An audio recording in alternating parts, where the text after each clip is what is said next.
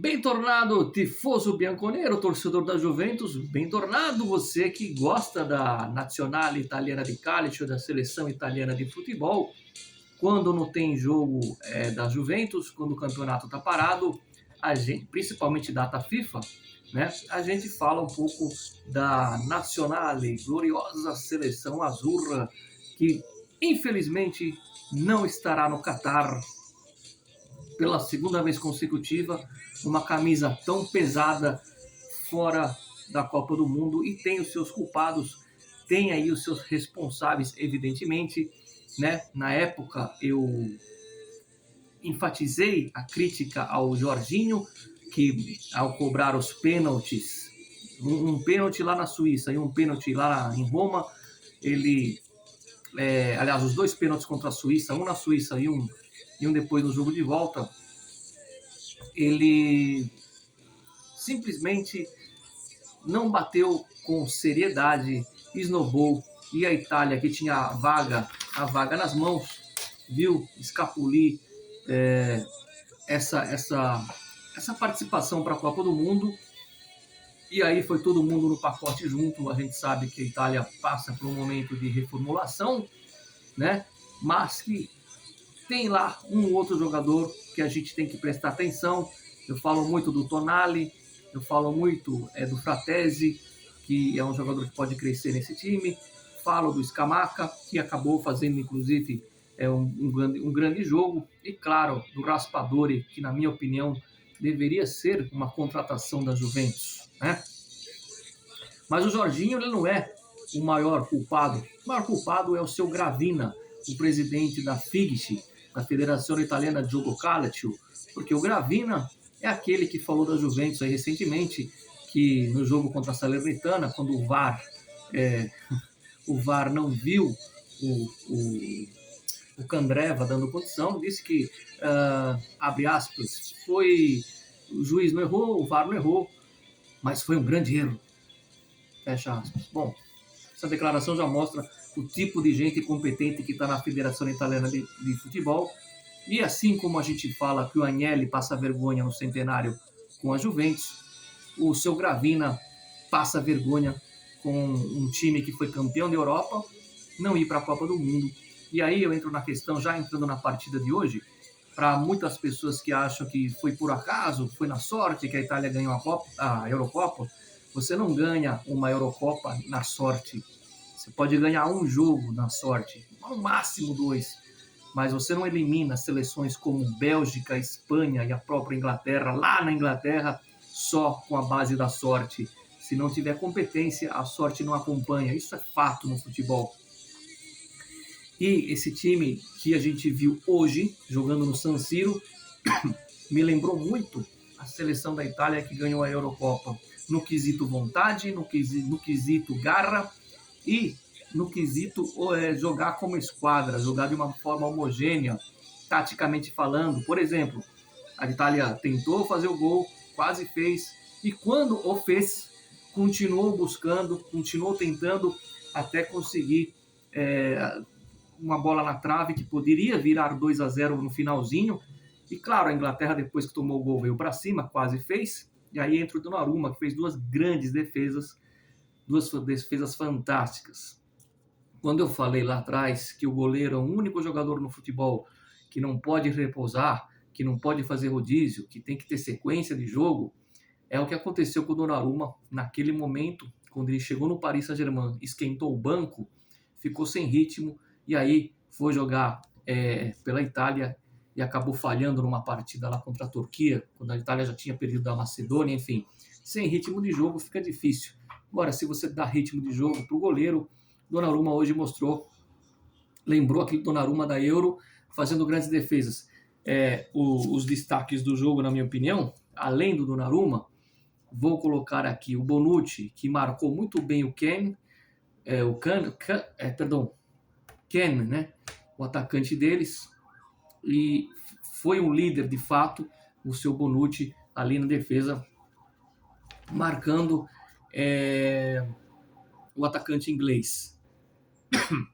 E vou destacar também, né, o Raspadori, que para mim vem se firmando aí como um atacante. Claro, é muito pouco, né?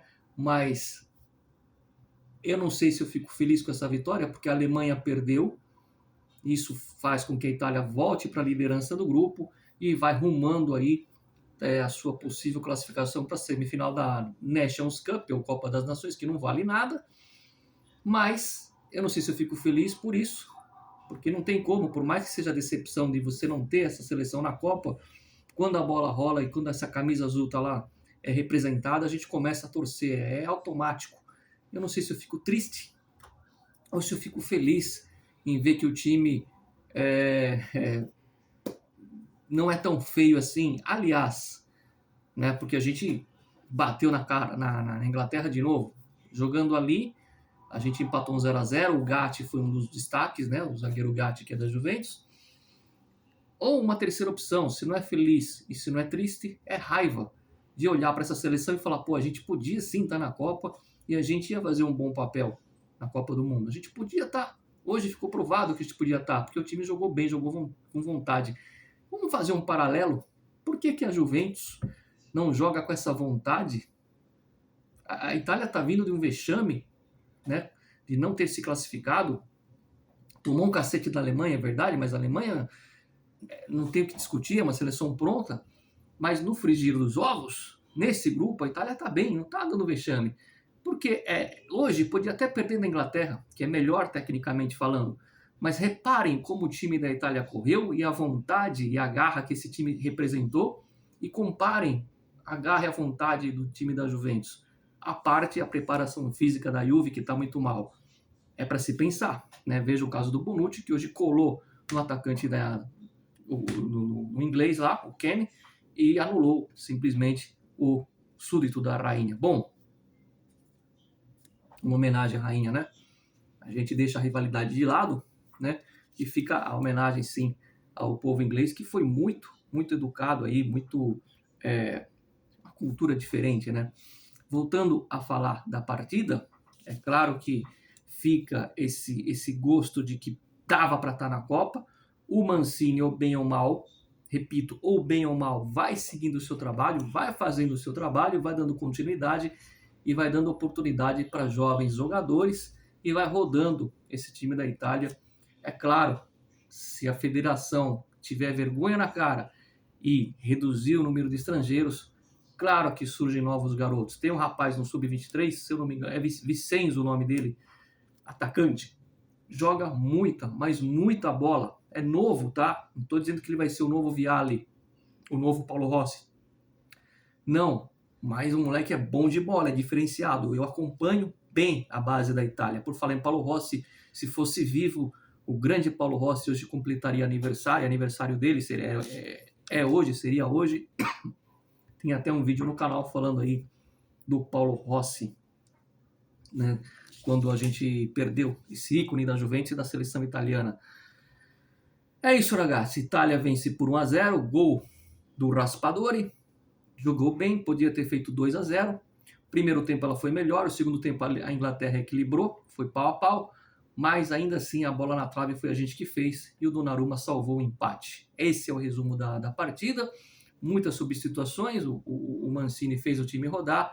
Eu particularmente gostei do que vi, principalmente da desenvoltura, da vontade dos caras ter vergonha na cara e estar representando a Itália diante da sua torcida no estádio San Siro, que vai ser demolido, né? Então, fica aqui o convite para o próximo jogo. A gente vai ver se a gente faz um vídeo para falar do que aconteceu hoje na Juventus, essa reunião que teve ali, da TDA, boatos do Nedved de pedir demissão. Eu não, por enquanto, isso para mim é boato. Sempre força Juve e, claro, na Copa ou não na Copa, se você gosta do futebol italiano, se você gosta da Itália, ative a campainha, porque na Copa do Mundo, pelo menos aqui no Finestra, a gente vai sortear uma camisa oficial, vou repetir, oficial da Juventus durante o Mundial. Provavelmente lá pelas semifinais da Copa do Mundo será feito esse sorteio, mas tem que ser inscrito. Então você, além de inscrito, ativa a campainha, porque senão você vai perder o dia do sorteio e aí eu não posso fazer nada. entendeu? Não faça como a Itália, não durma no ponto e fique fora da Copa, não fique fora do sorteio, sempre Força Juve, sempre Força Itália. E também uma menção só para encerrar, né?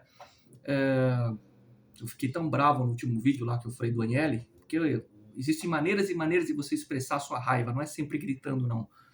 Aonde eu esqueci de fazer um comentário rápido e singelo sobre o Silvio Lancelotti, que foi um ícone do futebol italiano na imprensa, que fez essa ponte, né, das gerações que acompanham o futebol italiano e que começaram a ter um time na Itália para torcer. Muitos acabam tendo uma preferência por um clube, e isso é também parte e trabalho do Lancelotti, que era um grande jornalista, um grande cozinheiro, apesar das algumas polêmicas e desavenças que eu mesmo tive com ele, mas sem dúvida foi um ícone da comunicação e do futebol italiano. E assim como eu fiz na final da Euro contra a Inglaterra, uma homenagem a Rafaela Carrà, que era uma apresentadora, um ícone da TV italiana, fanática da Juventus, fanática, por isso que eu comecei o vídeo dançando, enfim, aquela canção que ela fazia. Fica aqui então essa homenagem ao grande Lancelotti, né, que era sobretudo um grande torcedor da Juventus e, claro, acompanhava a Azzurra muito bem. Ci vediamo sempre Forza Itália, dá um like no vídeo e fique de olho, porque se tiver uma notícia do Nedved, a gente entra tipo plantão assim, ao vivo. Ci vediamo ragazzi. Que raiva que a Itália não foi pra Copa. Que raiva, porque dava pra ir.